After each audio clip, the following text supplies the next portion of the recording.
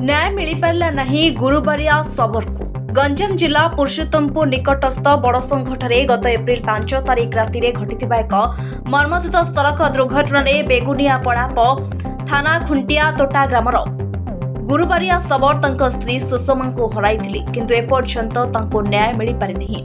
रास्ता कड़े जनस्वास्थ्य विभाग द्वारा पाइपलाइन काम खोला जाइथिबा माटी को रास्ता उपरे गदा करी रखा जाइथिला। एही अवहेला जोगु दुर्घटनार सम्मुखीन होइथिला गुरुबारिया सबर। गुरुबारियाଙ୍କ କହିବା ଅନୁଯାୟୀ ସେହି ଦିନ ରାତି ପ୍ରାୟ 7:30 ସମୟରେ विपरीत दिगरू द्रुत गति आसुवा एक ट्रक्र तीव्र आलोकरे से रास्ता उपरे थिबा माटी गदा को देखि न पारी बाइक पुराई देथिला, जेउथिपाई तांको बाइक माटी गदा उपरे चढ़ी भारसाम्य हराई पड़ी जाइथिला। फलरे तांको स्त्रीଙ୍କ दुखद मृत्यु घटिथिला। से आहुरी कहते जे सेठरे काम चलुथिबा बाबदरे कोनोसी बैरिकेड सह सतर्कता सूचना फलक किंबा चिन्ह लगा जाई नथिला, जहा द्वारा से निज पत्नी को हराइला। एपरिकी दुर्घटना परे ट्रक मालिक किंबा पीएचडी विभाग ठेकेदार पक्षर कोनोसी सांत्वना किंबा सहयोग मिले नहीं बोली गुरुबारिया अभियोग करिसेंती। से वर्तमान घटनार सठिक तदंत करी दोषी विरोध में दृढ़ कार्यानुष्ठान ग्रहण करने सहित आर्थिक सहायता देवाकू प्रशासन निकट में दाबी जणाइछि। ब्यूरो चीफ ज्योतिरंजन पट्टनायक सह Krishnachandra Samantaray report am media 24।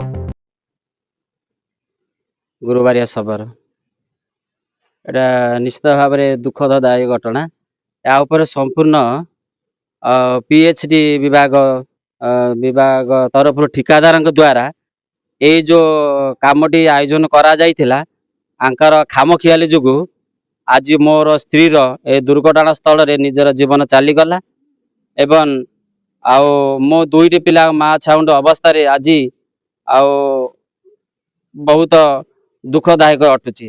तेणुकरी ये जो पीएचडी एवं ठिकादार खामखियाली जोगु आंकर अवहेला काम प्रति नीति जोगु आज मोर पत्नीर मृत्युटी बर्तमान घटनास्थल ही प्राण भाई चलीगला।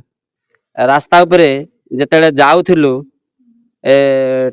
ट्रक टी विपरीत दिगरू से आलोजन लाइट लगे जेतेले से स्पीड रे आसुची।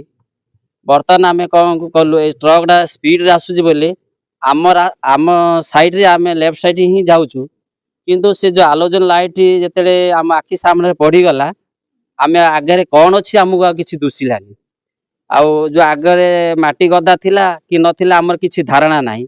जदि माटी गदा आगे अच्छी ताले कोटे सिंबल कि कौन सी गोटे फ्लैग रखी थांते ताले निश्चित भाव में आमको देखा जाता। तापर आम अटकी जाई थांतु। अटकी गला पर ट्रक पास है आम साइड ही जाई थांतु। तेणु या विषय रे आउ पीएचडी तरफ खामखियाली जो आमर आज प्राणहानि होईची। तेणु या विषय दृढ़ कार्यानुष्ठान करा जाऊ। विभाग या विषय मु कहबी निश्चित भाव मु निहाई चाहूँगी ए न्याय प्रकृत दोषी को दंड दिया जाऊ। प्रकृत भाव